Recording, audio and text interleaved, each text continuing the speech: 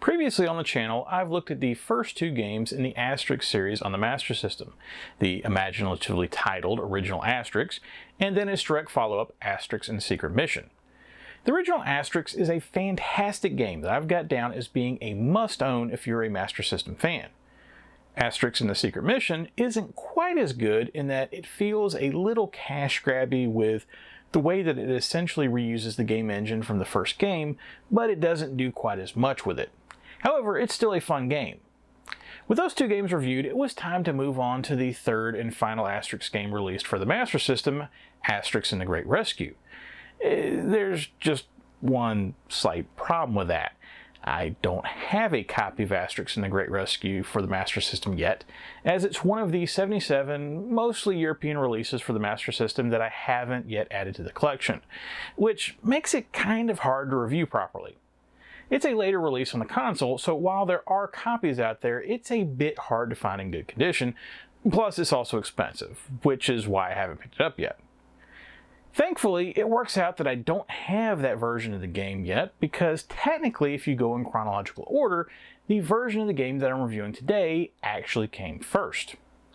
However, I should probably pause for a second, because I'm sure that there's some of you out there that don't know me, and are now confused because they clicked on this video thinking that they were getting a Genesis review, and I've spent the entire time talking about the Master System so far. Patience. Hi, my name is Dave, and welcome to Zilog and Moto, the channel where I don't believe in clickbait titles and thumbnails. I'm just really bad at keeping to a schedule sometimes. Anyway, I'm out to collect and review the nearly 1,280 titles released in the English language for the Sega Master System, Genesis/Mega Drive, Sega or Mega CD as the case may be, and finally the 32X. Basically, if I can plug it into a Genesis either by itself or with some sort of add-on and be able to read what's up on the screen, I'm trying to get a copy of it and review it for posterity, with both looks at that original packaging and gameplay captured from original hardware whenever possible. So that brings us to the game that's actually being reviewed today, which is Asterix and the Great Rescue, but not for the Master System, for the Genesis. And yes, that's right, I said Genesis and not Mega Drive, as this is the one out of the 5 releases for both consoles that actually got a release in North America. Asterix and the Great Rescue was developed by Core Design, not Sega like those two previous Master System titles, and originally hit the market in October of 1993 in Europe, before eventually getting this domestic release 8 months later in June of 1994. And yes, when I say Core Design there, I do mean the same studio that was approximately 2 years away from creating one of the most well-known game franchises of the last 30 years. But we're not talking about lore today, we're talking about Asterix, the beloved Gallic warrior who himself has been the star of a franchise consisting of graphic novels, films, and video games for the last 66 years and counting. Will Core bring Asterix to the 16-bit era in a manner befitting how great the previous Master System games were? Or is this version of Asterix somewhat of a misstep and in clear need of a power-up potion from Getafix? Well, we shall see, but first, a look at this clearly North American package. And here's my copy of Asterix and the Great Rescue for the Genesis. This copy isn't perfect, but it's pretty solid. The outer cover is in decent condition, with just some small marks here and there, and the hang tab is intact at the top. At first glance, the inner cover looks to be in pretty nice shape, and it is for the most part, with no water damage and only the most minor edge wear on the spine. But unfortunately, if you look closely at the logo on the front and then the logo on the spine, you can tell there is definitely some sun bleaching going on here. The Genesis version is actually extremely inexpensive, especially compared to what the Master System version goes for, with plenty of copies selling for under $20 complete. So I could definitely see myself possibly picking up a non-sun-bleached copy at some point, but since the only issue is really on the spine, it's a very low priority at the moment. As far as that front cover goes, this is definitely what I think of when I think of Asterix, with the proper Asterix logo up at the top, and the art down below looking like it came straight from Asterix in the Gladiator, the 4th book in the Asterix series. I just really love how detailed it is, with Obelix swinging the Roman around by his ankles, and Asterix literally knocking another Roman's tooth out, while popping the cork on a bottle of their magic potion to fuel the rest of the fight. The European version, which came out 8 months previously, chose a much more reserved cover that just shows Asterix, Obelix, Dogmatix, and Getafix just kind of chilling in their village. And it's fine, but I definitely think the North American cover suits the full title of Asterix and the Great Rescue a lot better. One other super minor note, I've been on record previously for not being the biggest fan of the red band formatting to the later Genesis releases, but one thing I do like is when they go with that silver Genesis logo rather than just the plain white one. It really pops, and I never understood why some releases have the silver and then some just have the plain white. Flipping over the back, and I really like this layout. If you're not familiar with Asterix, you might not get it, but Obelix has a reputation as a gentle giant. Well, I mean, when he's not mixing it up with the Romans anyway. But they've always got him lugging around these ridiculously huge boulders due to his strength. So to put the flavor text on one of those boulders is pretty creative. As far as that text goes, it's decent, but there's two things I gotta call out. The first is towards the end. To revenge Asterix kidnapped pals. Revenge? Well, I guess it just goes to show that even European theme titles can have English issues. And then above that, Caesar's salad days are over. I guess whoever wrote this copy was also into dad jokes. But on the positive side, again, there's 4 fantastic looking screenshots to the right that make the game look very interesting, with each showing different levels and enemies. Opening the case, and the cartridge and manual are in decent shape, with this cartridge apparently formerly belonging to Brooke. Unfortunately, the manual is a bit on the skimpy side. It's not a bad manual, mind you, and it actually has a decent amount of screenshots from the game to explain what's going on and what each of the items are for, but if you notice, when you get to the end, rather than actually set the tone for each of the areas, or maybe discuss the various enemies or hazards in each section, all you get are 2 screenshots per area. I definitely feel like that they could have done more here, but at least the different magic options are explained, and the final tip section is helpful, but also probably things that you could figure out on your own. Okay, that's the package. Let's throw down with some Romans and show them what at least 2 Gauls are made of. I mentioned previously that unlike the first 2 Asterix games I reviewed for the channel, Asterix and the Secret Mission, Asterix and the Great Rescue was developed by Core rather than by Sega's CS2 division. And of course, anytime the property changes developers, and in this case even platforms with a jump from the Master System to the Genesis, it's expected that things are going to be a bit different. But in the case of Asterix and the Great Rescue, when comparing the game to those 2 previous titles, you can really feel the difference in sensibilities between a Japanese-developed platformer and a European-developed platformer. And this isn't a case where I'd say that one of those is necessarily better than the other, just that you can definitely tell that there's a difference in styles, with Asterix and the Great Rescue immediately feeling more like James Pond than Sonic the Hedgehog, despite some clear influence from Sonic in the game. And yes, making that comparison feels as weird as it sounds. If you're the biggest platformer aficionado, you might be wondering what I mean when I say that Great Rescue feels clearly more like a European-developed game. Honestly, it's a bit hard to put into words. It's one of those things that I think you know it when you see it or hear it. There's a few places where that feeling comes from, but quickly I'd point out the very large score at the top of the screen, lots of smaller items on screen to collect, a slower, more methodical pace, and the bright color scheme, and finally the music, both of which I'll get into more later. Essentially, this game feels so European, I'm absolutely shocked that it didn't get a release on the Amiga, or that it wasn't originally an Amiga game, but to be perfectly honest, it might have originally been designed for the Amiga, but halfway through the development they decided against it. Before I go any further in the review, though, there's one thing I have to talk about as far as Great Rescue is concerned, and that's the difficulty of the game. And this is something that could potentially turn off fans of the previous 2 Asterix games, beyond just the change in design. Asterix and the Great Rescue is hard. When I refer to something as 8-bit hard, this is what I'm referring to. And yes, I know this is a 16-bit release, just go with it. But Great Rescue has some interesting design choices, I'll put it that way, and I think that just a few things, had they been tweaked one way or the other, it would be a much more forgiving and pleasant experience. So that you'll have a better understanding of what I'm going to refer to with those choices, let's discuss the framework of the game itself. Like those previous games, Great Rescue is a platformer that allows you to pick between either Asterix or Obelix when trying to make your way through a level.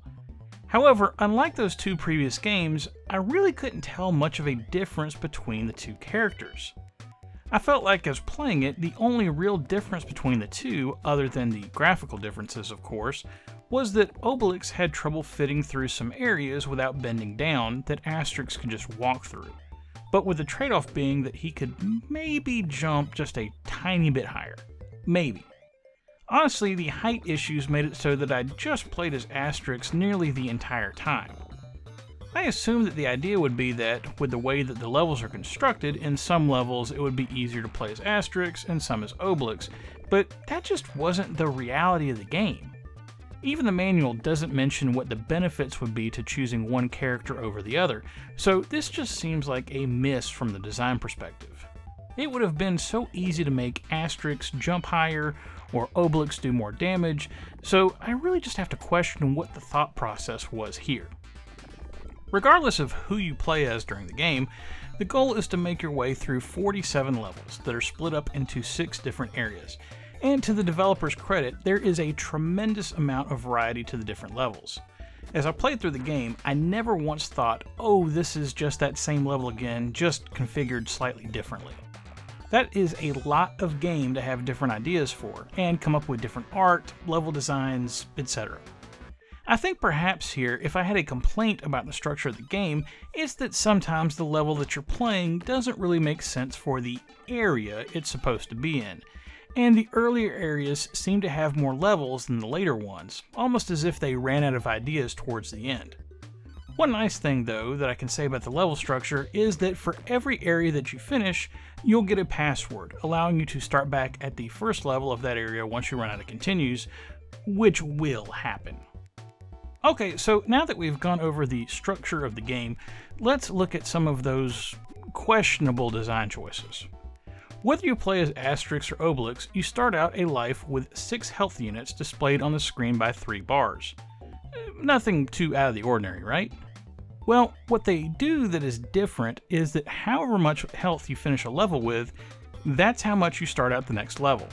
So, say you manage to barely scrape by and finish a level with just 1 unit of health. Well, because of that, chances are you're not going to get too far in the next before you die, and then get your health refilled. I really don't understand the reasoning behind this, and it just feels unnecessary, like it's making the game hard just to be mean. I think I would be okay with this approach if there were more health power-ups sprinkled through the levels, but there's not, and I'm pretty certain I played through a few of those 47 levels where I didn't find any health power-ups at all. So, you have a game where preserving your health is at a premium. Maybe as a concession, the game designers would make it to where it's easy to hit enemies and defend yourself, right? Because what's better than an Asterix game where you can go and beat the crap out of tons of Roman centurions? Yeah, no.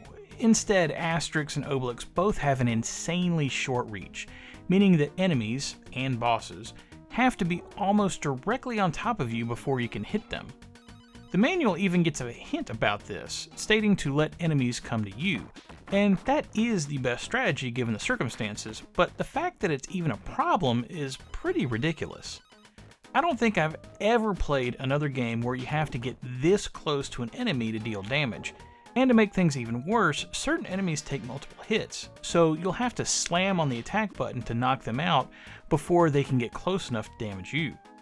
There's just no reason for this at all, and if it was a situation where perhaps Obelix had a larger reach than Asterix as potentially a benefit to choosing that character, then maybe I could understand. But as is, it's frustrating at best, especially in those boss fights. The final design choice that seems like it could have been handled better is the time limits for the levels. With the two things previously discussed, the overall lack of available health and the short reach to the attacks, you'd think that perhaps the developers were going for a game that was the opposite of something like Sonic the Hedgehog, where you really needed to play slower and more methodically, as you pay attention to the various timings to avoid taking hits. The problem is, if you do that, then on many levels you're going to run out of time, and the amount of available time to complete a level is pretty tight. And chances are, on a lot of levels, if you're going to survive, you have to concentrate on continuing to move forward and not search the levels for power-ups or hidden bonuses. And don't get me wrong, I don't mind having a time limit, but they really could have been a bit more lenient if they wanted players to really enjoy the game and their time with it. Having said all that, thankfully the developers did include a difficulty selection, and my recommendation to anyone picking this game up for the first time is just to put the game in easy and pretend the other difficulties don't even exist. There's no reward for beating the game in a harder difficulty level, and the passwords don't reflect which difficulty you're in. What putting the game in easy does do, however, is allow you to have more continues and give you more time to complete the levels. Supposedly, it also puts less enemies in the levels as well, but honestly, in my time playing easy versus normal, I couldn't tell the difference there. One other problem with the overall design is there's a lack of balance. I mentioned earlier that there's a tremendous amount of variety between the levels, and that's a good thing. However, what also inadvertently goes along with that is that you'll end up with a few relatively easy levels and then a level that's controller throwing material. Of the 47 levels in the game, if you actually clock the amount of time that I spent playing it, probably 50% was in just 5 of the levels, and the other half was the entire rest of the game. Of particular note is level 7, which is why I switched to easy mode, as it has just an excruciating time limit for the path that you're expected to take. The Tateful mentioned that they never made it past the first level in the comments, and I assume he meant the first area, because based on how difficult level 7 is, I could see a lot of people putting it down and never getting past it. Another frustrating level is in the German area. I nicknamed it the Weenie Hut Jr. level due to how the level is constructed with you walking on sausages. It's technically level 32 if you're curious, and not only does it have the issues with the hitboxes in short time, but it also throws the limited puzzle elements of the game into question. To be fair, I actually like the puzzle elements, and I think they're a good way to break up the platforming monotony. It's just that the game is already difficult, throwing the puzzle elements in as well on an already hard level is too much. Specifically, there are 3 jumps that require you to get the item that creates a temporary platform, but if you make your way through the level normally, you will only pick up 2 of those items. So you have to make sure to pick one up, go out of the screen, and then pick it up again when it respawns to have enough. Backtracking is not something you want to have to do when you're already short on time, and keep in mind, this also only works if you throw each of the 3 at just the right spot. Miss one, and you might as well just wait for the time to run out to start over again. As mentioned, the game is very colorful, and combine that with the wide variety of the levels, the overall visual design of the game is excellent. It doesn't have the best animation I've ever seen in a platformer, but it still evokes the comic book and cartoon appearance of the source material, and if you're a fan of Asterix, I think you'd be very happy with how the game looks. The game shipped on a 16 megabit cartridge, and it certainly looks like it. I would have liked to have seen some more cutscenes to expand on the story and perhaps explain why you're taking the path that you are to take to go to Rome, but as far as the graphics go, that's not really a complaint that I have about the game. And just like the graphics, I have no complaints about the audio. In fact, as far as the game's music is concerned, I have the exact opposite of a complaint, as the music in Asterix is awesome. Of all the games that I've reviewed this year on the channel, the only one that comes anywhere close from an audio perspective is Castle of Illusion. The person responsible for the sound in Asterix and The Great Rescue is Nathan McCree, and possibly more amazing than the music itself is the fact that this was only his second credited release after working on the Sega CD version of Chuck Rock 2. You may not be familiar with Nathan by name, but he was also responsible for the music on the first 3 Tomb Raider games, so you probably have heard his work without realizing it. Asterix and the Great Rescue is a game that could have been great. It's a solid license with fun characters, interesting, in a good way, level design, and game mechanics that go beyond your traditional platformer, not to mention solid graphics and sound. Unfortunately, the difficulty is just killer, and I'll readily admit I skipped the log rolling boss and the alligator boss because I didn't want to get too frustrated with the game. As a result, I'm giving Asterix and the Great Rescue 2 stars. This really could have been a 4-star game, and if you like platformers and don't mind a challenge, I do think you should give it a look, especially due to its current very reasonable price point. But if difficult games aren't your thing, you'd be forgiven for giving it a pass. And that's it for Asterix and the Great Rescue on the Genesis. I'll admit, I was a bit disappointed in this game with some of the choices that they made, and I think it was even worse due to just how good those first 2 Asterix games on the Master System are. If you're an Asterix fan at all, I definitely recommend that you go play those games before messing with this. I think you'll have a lot better time, especially if you're not that familiar with the Master System, as they're a good example of just how good a game could be on that console. Now, I'm a bit scared to play the Master System version of Asterix and the Great Rescue, which I've heard similar quality complaints about, but that's a problem for another day. Next time on the channel, since I was originally supposed to review a Master System game in this slot, I should probably make up for that. Having said that, I think I'll review a game that I know almost nothing about due to the Master System version only being released in Europe, Brazil, and South Korea. It looks to possibly be a fun game, and I just hope that my time with it doesn't deserve to be narrated by Joe Tessitore and Rob Riggle. Anyway, that's it for Zilog and Moto episode 284. If you like what you saw here and want to see more, please think about liking and subscribing if you're so inclined, as it will help more people see these videos. But most importantly, whatever you like to play, have fun and be excellent to each other. Later.